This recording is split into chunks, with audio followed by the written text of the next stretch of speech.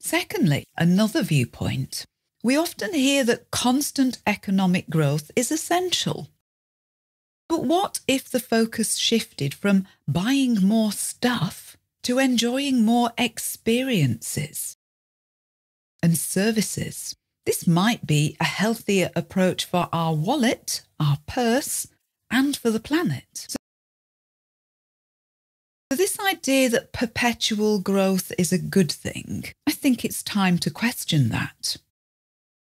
What we buy is usually divided into what we call goods, Goods.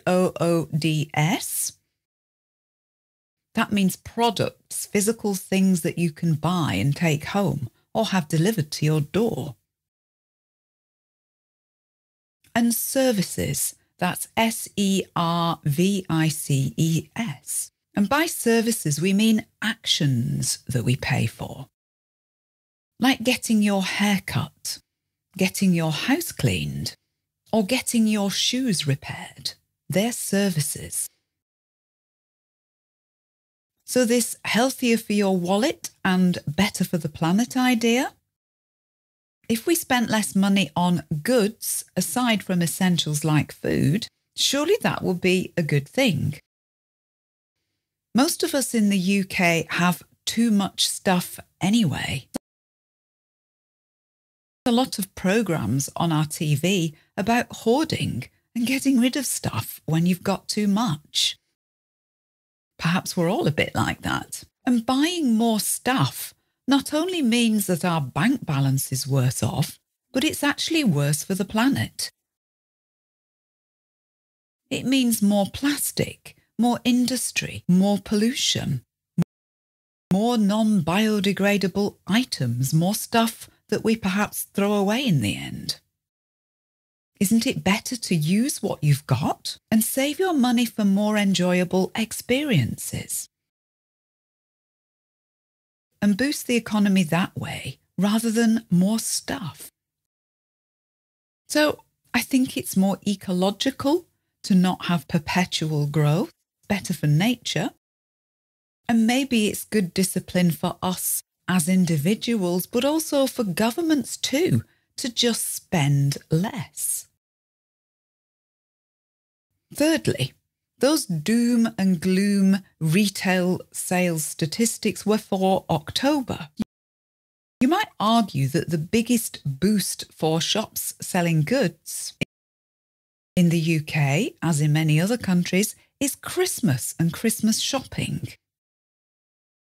Well, most people haven't started their Christmas shopping in October. Maybe a few eager beavers have, but most haven't.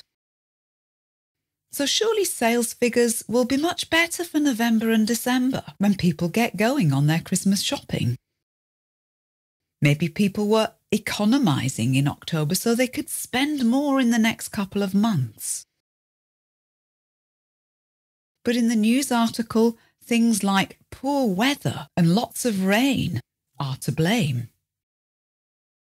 I'm sure that's a factor, but you don't really want an economy which only functions if the weather's good, especially in the UK. And having an economy that is based around retail sales, I think that's questionable. What about those cracks in the ground in Iceland? Did you see the photographs?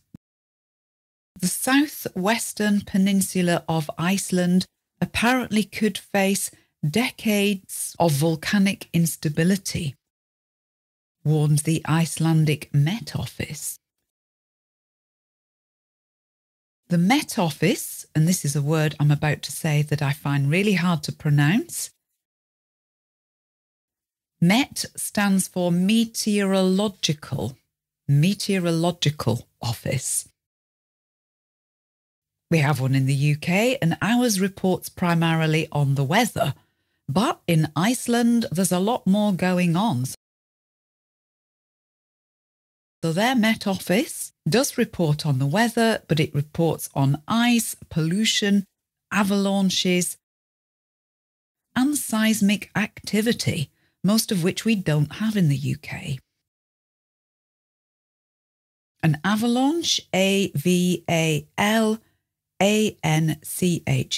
that's when lots of snow falls down a mountain and poses a risk to life.